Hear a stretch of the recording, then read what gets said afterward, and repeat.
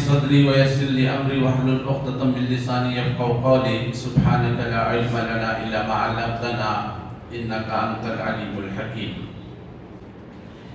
قابل احترام بزرگوں، عزیز بھائیوں اور محترم حاضرین جمعہ، سب تعریفیں اللہ بزرگ برتر کے لیے ہی سزاوار ہیں جو ہم سب کا خالق، مالک، حاکم اور پروردگار ہے۔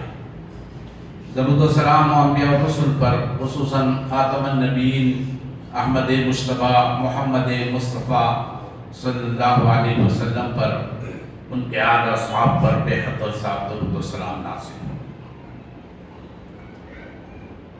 بھائیوں اور بزرگوں، حمد و صلوات کے بعد سورہ حجرات کی ایک آیت کریمہ میں نے آپ کے سامنے تلاوت کی۔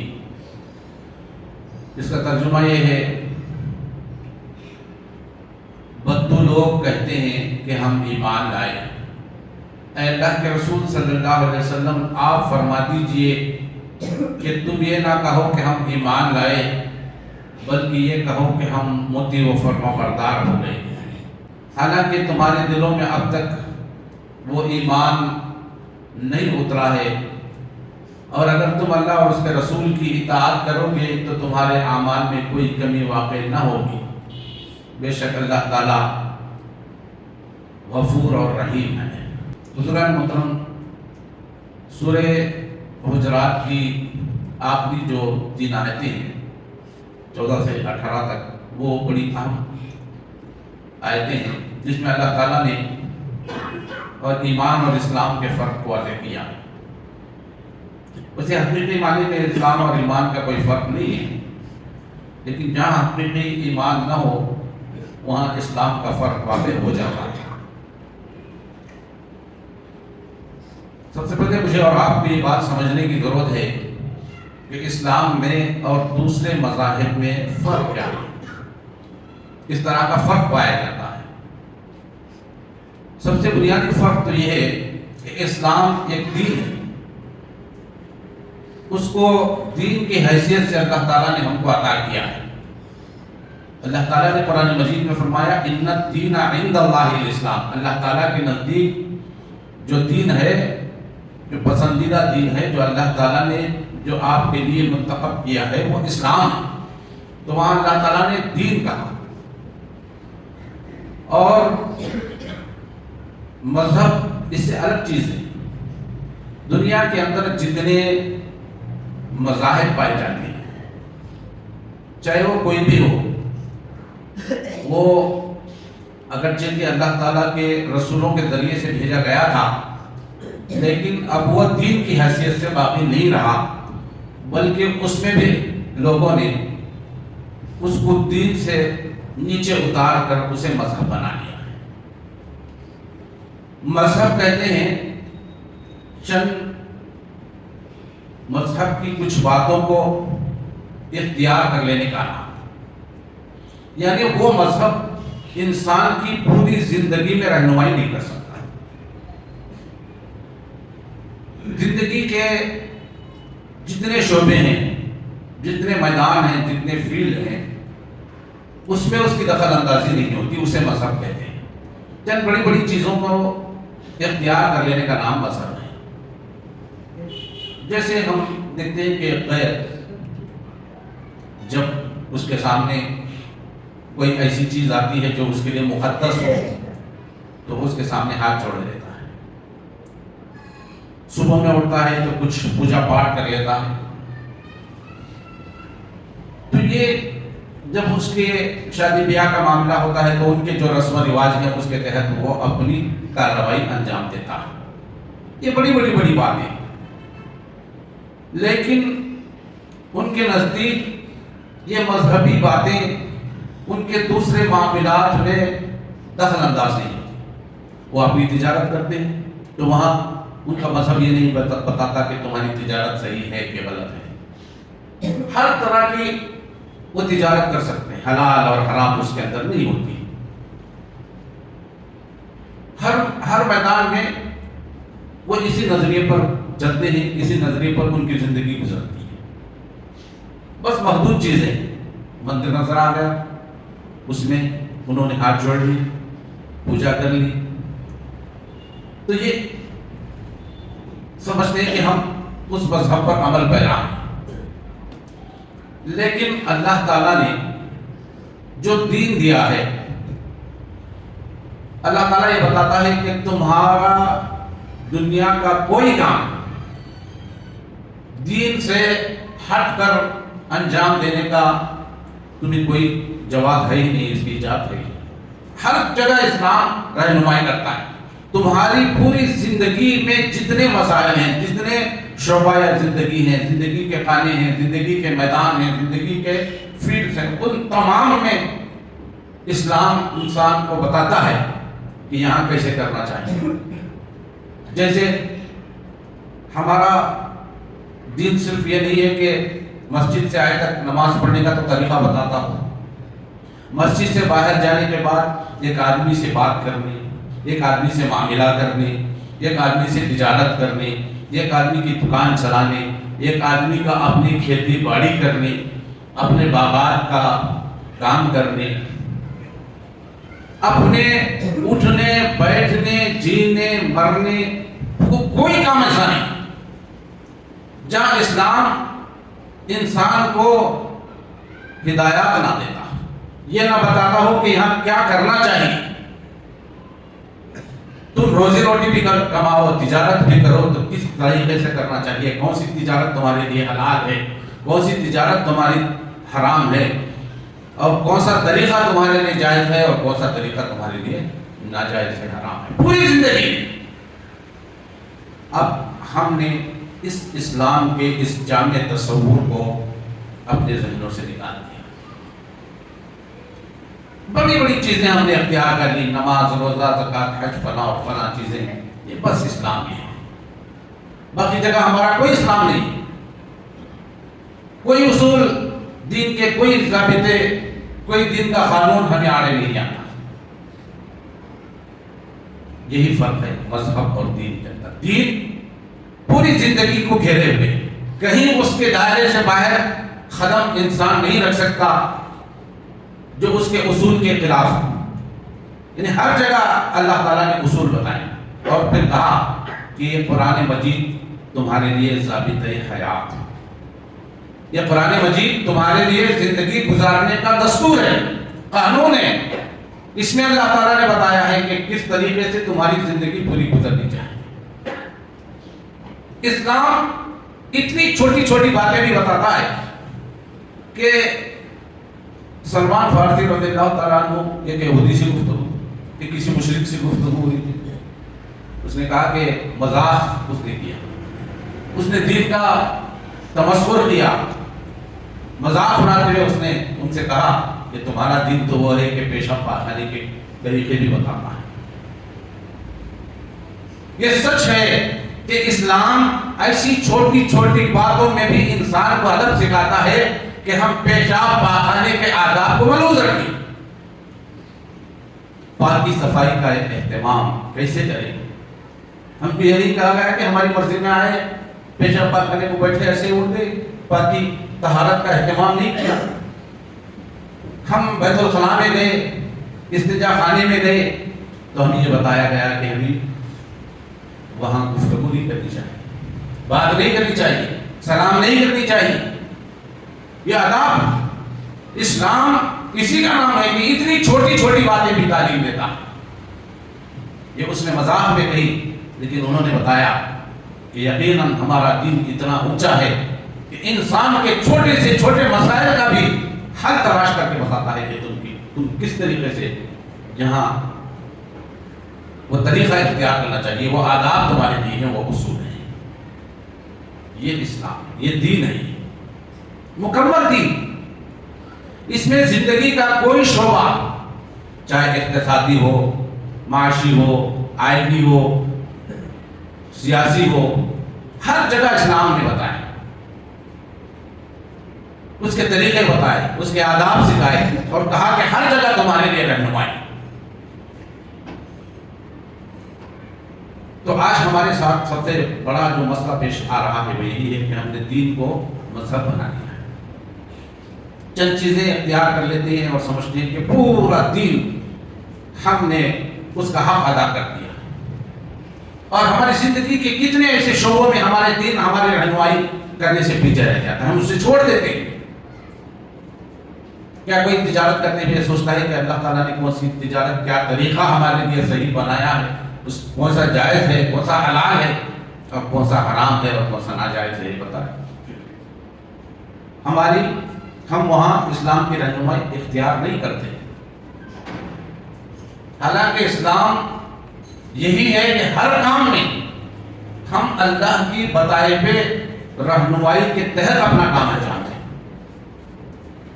فرق مسلمان میں اور غیر میں یہی ہے، وہ بھی کھانا کھاتا ہے اپنے پیٹ کے لیے، ہم بھی کھاتے ہیں، لیکن فرق کیا ہے؟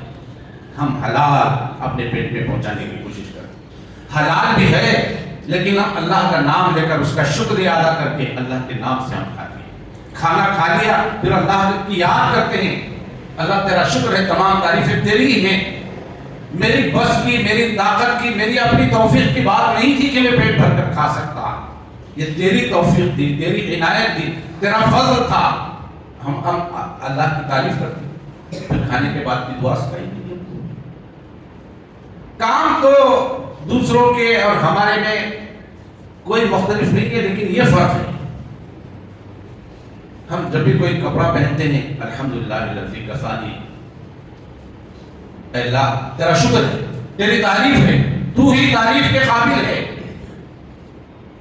ماں کسوتنی، میری یہ طاقت نہیں تھی کہ میں نیا کپڑا لے کر پہن سکتا ہے، تیرا فضل، تیرا عطیہ، تیری توفیق کی بدولت مجھے کپڑا پہننا نصیب ہوا۔ یہ تعلیم، یہ ادب، کسی بھی زندگی کا کوئی ایسی جگہ بتائیے، ایسا کام بتائیے جس میں اسلام ہماری رہنمائی نہ کرتا۔ دوسرے بھی سوتے ہیں، ہم بھی سوتے ہیں، دوسرے بھی جاگتے ہیں، ہم بھی جاگتے ہیں، وہ بھی آرام کے لیے سوتے ہیں، ہم بھی آرام کے لیے سوتے ہیں، لیکن فرق، بہت بڑا فرق۔ وہ سوتے ہوئے ہم یاد کرتے ہیں اللہ تعالیٰ کو، اے اللہ تیرے نام سے مرتا ہوں اور تیرے نام سے ہی جی کر اٹھوں گا، اللہم بسمک اموت و احیا۔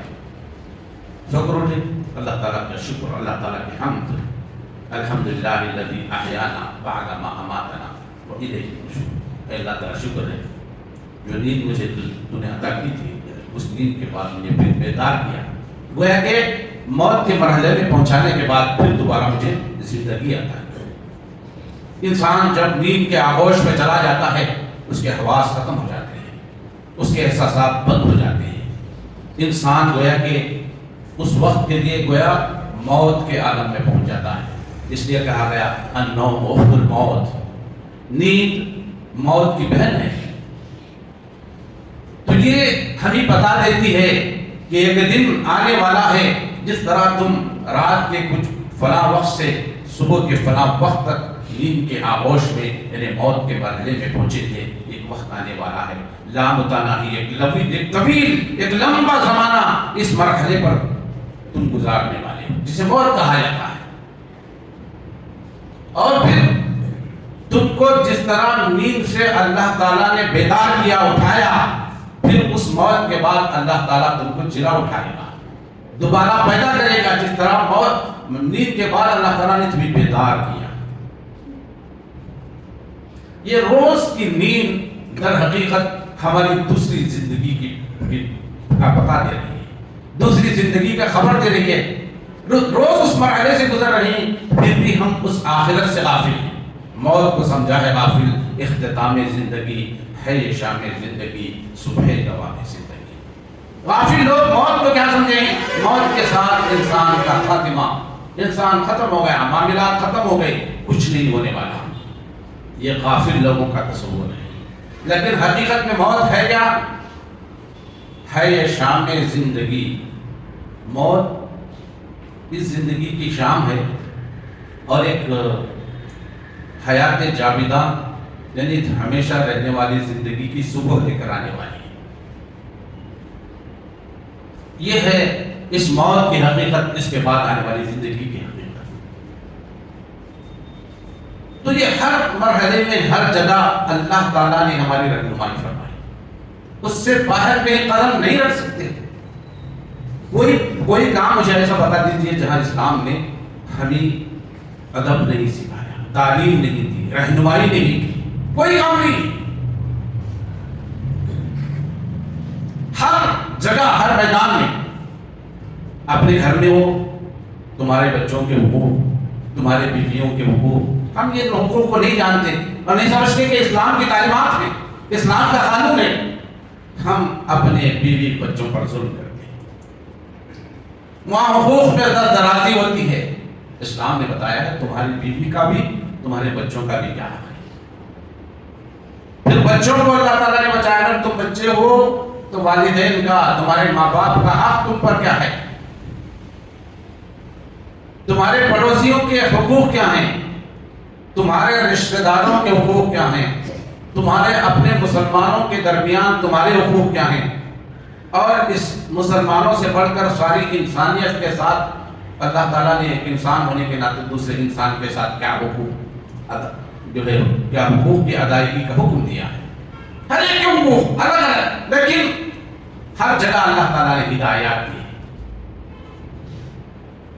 کوئی بھی معاملہ ہم نہیں کہہ سکتے کہ یہاں اسلام ہماری رہنمائی نہیں کرتا، غلط چیز ہے۔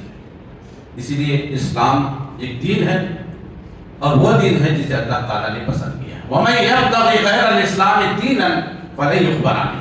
ہو سکتا ہے کہ دنیا میں ہمارا طریقہ، ہماری تہذیب، ہمارا کلچر لوگوں کو بڑا بھاتا ہو، بڑی خوشی محسوس ہوتی ہو، ہم اپنے کلچر کو، اپنے تہذیب کو، ہمیں دوسروں کے، یہودیوں کے، عیسائیوں کے، دوسرے ہندوؤں کے جو طور طریقے ہوں بڑے خوشنما نظر آتے ہیں۔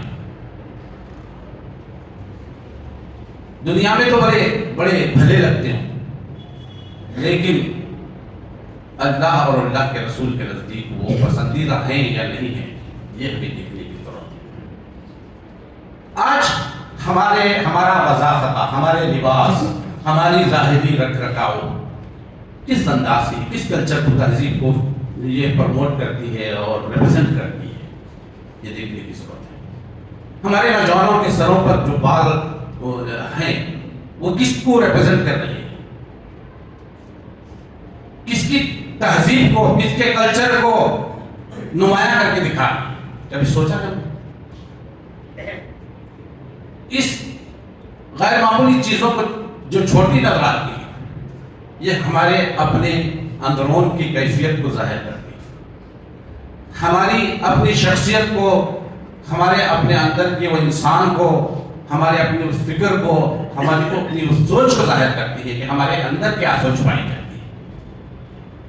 تو ان چیزوں کو ہم یہ نہ سمجھیں کہ اللہ کے رسول صلی اللہ علیہ وسلم نے اس کی تعلیم نہیں دی۔ اللہ کے رسول صلی اللہ علیہ وسلم نے اپنے بال کٹوانے کے سلسلے میں بھی تعلیم دی اور کہا کہ جب تم اپنے بال کٹواؤ تو سارے سر کے بال یکساں کٹوانا چاہیے۔ اب کیا دکھ رہا ہے ہمارے نوجوانوں کے سروں پر؟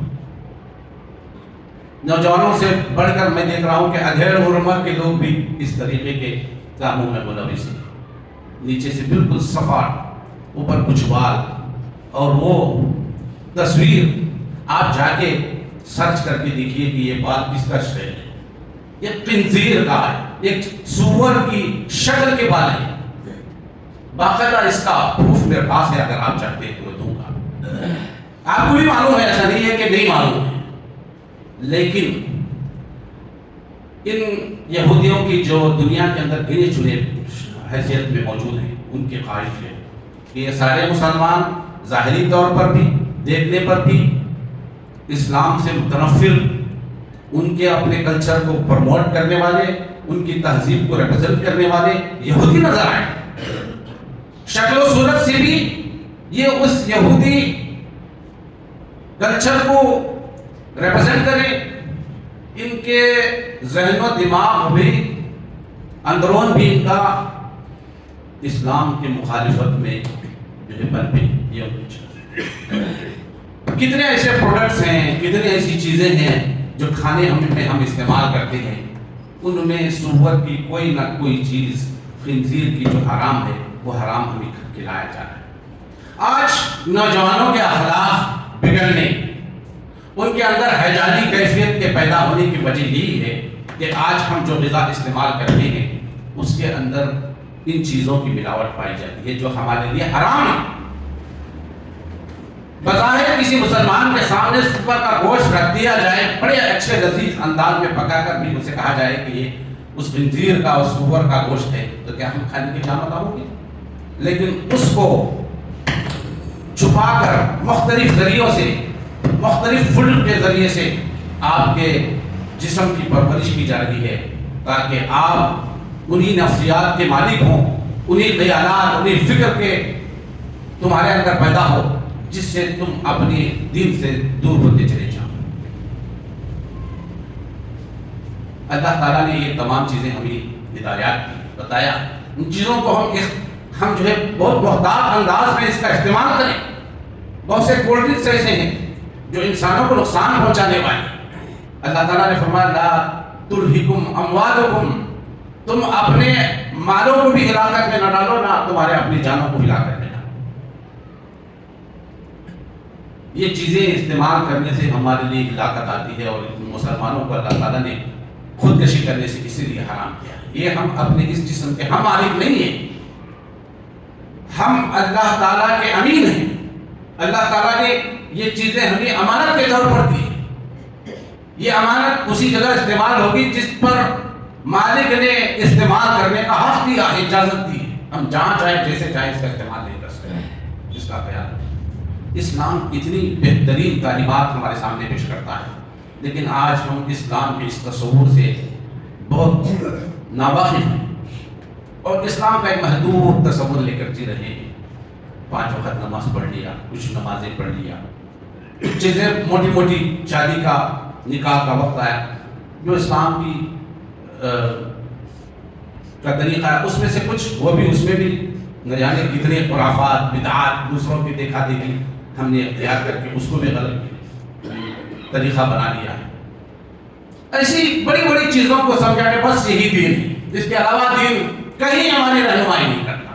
راستہ چلتے، کسی سے بات کرتے، اپنے گھر میں، میدان میں، تجارت کی جگہ میں، اپنے کھیتی باڑیوں میں، باغات میں، زندگی کے کسی مسائل میں کہیں کوئی رہنمائی نہیں کرتا۔ اصل بات یہ ہے کہ ہم اس کی رہنمائی چاہتے نہیں، ہم یہ نہیں چاہتے کہ کوئی مشکل اٹھائیں، کوئی پریشانی اٹھائیں، زندگی میں کوئی تکلیف پہنچے، یہ نہیں چاہتے۔ یہ ہم آرام طلب ہیں، اس لیے ہم نے اسلام کا مختصر ایک ایسا تصور بنا لیا ہے کہ اس پر قائم پہ رکھ کر رہنے کا نام مل جائے اور ہمارے دین پر عمل کرنے کا جو ہے نام بھی ہو جائے۔ تو آسان دین ہم نے اختیار کر لیا، جو مشکل ہے اس کو ہم نے پرے رکھ دیا ہے، اسے اپنی زندگی سے، اس کو دین کے حصے سے نکال دیا ہے، جدا کر دیا ہے۔ جو آسانیاں ہیں، جو ہمارے دل کو مطمئن کرنے والے ہیں، جس میں کوئی تکلیف نہیں ہے، مشقت نہیں ہے، بس یہی دین ہے۔ تو ایسا نہیں ہے، دین ایک مکمل اور جامع تصور اپنے اندر رکھتا ہے۔ ہر قدم پر انسان کی رہنمائی کرنے کا نام دین ہے۔ یہ مذہب نہیں ہے کہ جو ایک غیر مسلم کو اپنے آفس میں سے کوئی، وہ لوگ تو کھلا کھلا کہتے ہیں یہاں بھی مذہب کی بات لاتے ہو، مذہب کو اپنے گھر میں رکھو۔ ہمارا مذہب، ہمارا دین مذہب نہیں ہے، ہمارا دین یہ دین ہے، پوری زندگی کو لیے ہوئے ہے۔ زندگی کا کوئی مسئلہ، کوئی میدان ایسا نہیں ہے جہاں اسلام ہم سے چھوٹ سکتا ہو، ہر جگہ ہماری رہنمائی کے لیے ہے، اور وہ خدائی رہنمائی ہے انسان کی بھلائی کے لیے، فائدے کے لیے۔ ایسا نہیں ہے کہ آپ کو زبردستی ٹھوسا جا رہا، آپ کے لیے اس میں نقصانات ہیں، ایسا نہیں، بلکہ اسلام کے ہر حکم میں آپ کو حکمت، مصلحت اور انسان کے لیے سراسر فائدے کی باتیں ملیں گی۔ یہ بھی ایسی بات نہیں ہے جو انسانوں کے نفع کے بجائے انسانوں کو نقصان پہنچائے۔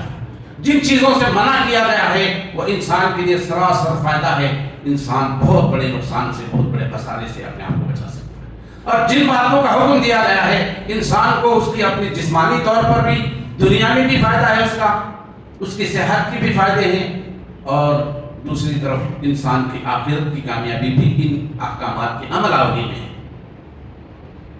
تو یہ ہم کو سمجھنے کی ضرورت ہے۔ ہمارے اندر یہ دماغ کے اندر یہ بات بیٹھی ہوئی ہے کہ اس پر یہ کام کروں گا تو یہ تکلیف ہوگی، یہ پریشانی ہوگی، یہ نقصان ہوگا، حقیقت میں اللہ تعالیٰ نے جتنے احکام دیے ہیں وہ انسان کے فائدے کے لیے، انسان کے بھلائی کے لیے، اور دنیا و آخرت دونوں کی بھلائی اس میں مضمر ہے۔ اللہ تعالیٰ مجھے اور آپ کو اس اسلام کو سمجھنے اور اس کو پوری دل کی گہرائیوں سے قبول کرنے، اس پر عمل بنا ہونے کی توفیق عطا فرمائے۔ وما توفیق الا باللہ وآخر دعوانا ان الحمد للہ رب العالمین۔